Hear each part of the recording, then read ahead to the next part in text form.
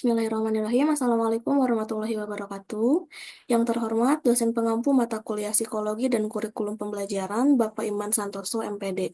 Saya Rahma Jahra Imanisa sebagai moderator, dan ada satu rekan saya yaitu Desti Nur Adelianti akan memaparkan materi mengenai masalah-masalah dalam belajar dan pembelajaran. Video ini dibuat untuk memenuhi tugas UAS. Nah, langsung saja. Belajar dan pembelajaran ini adalah fondasi penting dalam kehidupan manusia. Keduanya menjadi kunci untuk meningkatkan kualitas individu dan masyarakat. Namun, dalam proses ini seringkali menghadapi berbagai tantangan, baik dari sisi siswa, guru, maupun sistem pendidikan itu sendiri. Nah, oleh karena itu, memahami dan mencari solusi atas masalah-masalah ini adalah langkah penting untuk mewujudkan pendidikan yang lebih baik. Pertama-tama, mari kita pahami dulu apa sih arti dari belajar dan pembelajaran. Jadi, belajar itu intinya adalah proses untuk berubah menjadi lebih baik, baik dari segi pengetahuan, keterampilan, maupun sikap. Tapi, belajar tidak bisa berdiri sendiri karena butuh pembelajaran. Nah, pembelajaran itu adalah usaha guru atau pendidik untuk membantu kita dengan belajar dengan lebih efektif. Menurut saya, pembelajaran yang ideal adalah pembelajaran yang relevan, menarik, dan melibatkan siswa secara aktif.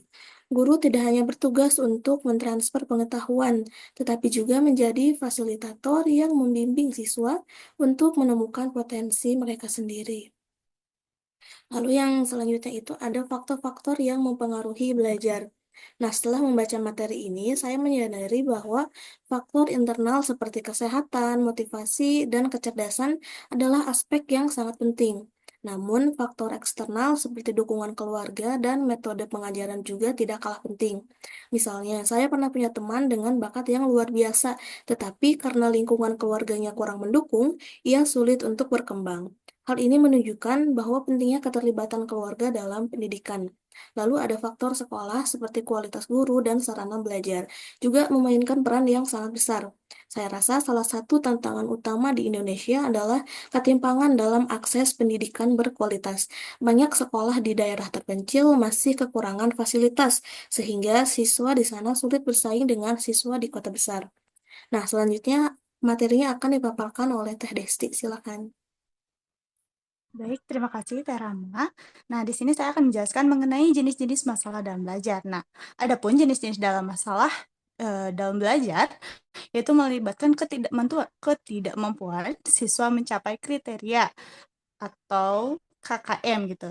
Nah, KKM ini disusun berdasarkan kemampuan siswa dalam kelas gitu. Ketika seseorang siswa tidak memenuhi standar ini, ia dianggap memiliki masalah dalam belajar. Nah, yang berikutnya juga ada ini nih, siswa dengan keterlambatan akademik. Nah, siswa dengan keterlambatan akademik juga itu menumbuhkan gitu ya pendekatan khusus dalam pembelajaran karena mereka sering mengalami ketertinggalan gitu sehingga guru bisa memberikan tambahan waktu untuk memberikan pembelajaran khusus gitu seperti mengadakan sebuah les di sekolah. Nah, yang berikutnya juga ada siswa dengan kurangnya motivasi belajar gitu. Ketika siswa tidak bersemangat gitu atau malas dalam belajar, seringkali faktor lingkungan lingkungan juga turut berpengaruh gitu. Lingkungan keluarga atau lingkungan masyarakat yang bisa mempengaruhi tingkat semangat ia dalam belajar seperti itu. Nah, yang selanjutnya juga ada siswa dengan kebiasaan belajar yang buruk atau yang sering kita tahu tuh yang selalu menunda-nunda tugas, menanti-nanti tugas, dan juga malah menghiraukan tugas tersebut.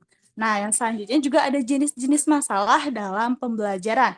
Yang pertama ada juga sebelumnya ada menurut Suprato yang Ji dan Jakiah SW 2014 mengatakan bahwa masalah utama dalam pembelajaran meliputi rendahnya minat belajar siswa gitu.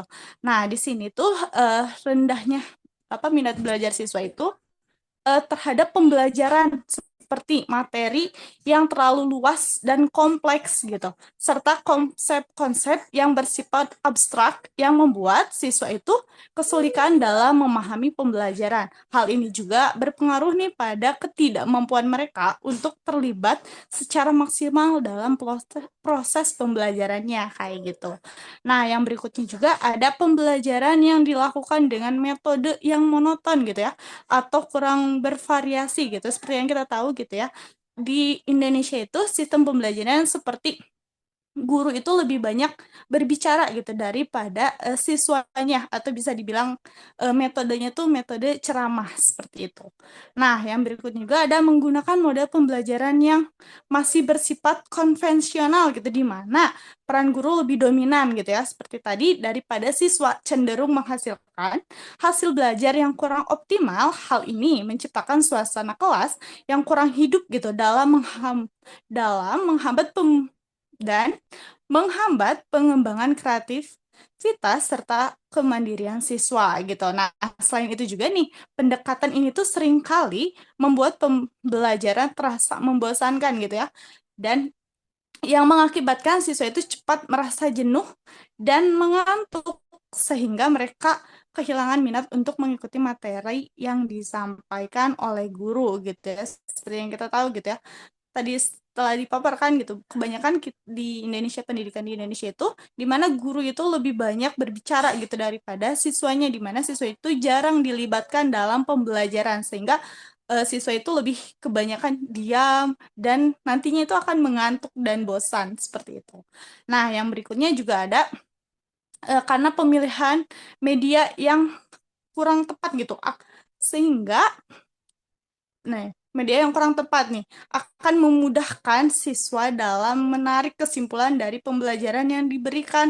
Ketika kita menggunakan media yang telah sesuai, nih siswa itu akan lebih tertarik nih untuk memahami pelajaran tersebut, untuk memahami pembelajaran dan materi apa yang disampaikan, sehingga mereka dapat lebih mudah gitu menyelesaikan tugas-tugas yang diberikan. Pembelajarannya pun menjadi lebih dinamis karena adanya keterlibatan aktif siswa dan interaksi sosial antara guru dengan siswa maupun antar siswa.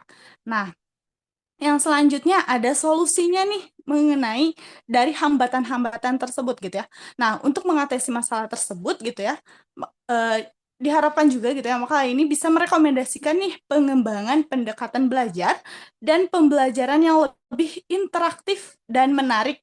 Terus juga menyesuaikan nih metode pembelajaran dengan kebutuhan siswa, serta pentingnya dukungan dari guru dan orang tua dalam menciptakan suasana belajar yang positif. Jadi, solusi untuk permasalahan-permasalahan tersebut itu bisa dengan meningkatkan metode pembelajarannya, yang dimana lebih melakukan adanya interaktif antara siswa dengan guru, serta juga didukung dengan eh, lingkungan sosialnya gitu, pemberian motivasi dalam pembelajaran.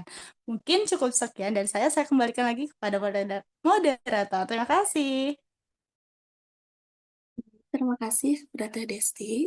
Jadi dapat disimpulkan bahwa belajar dan pembelajaran adalah proses yang kompleks dan dinamis.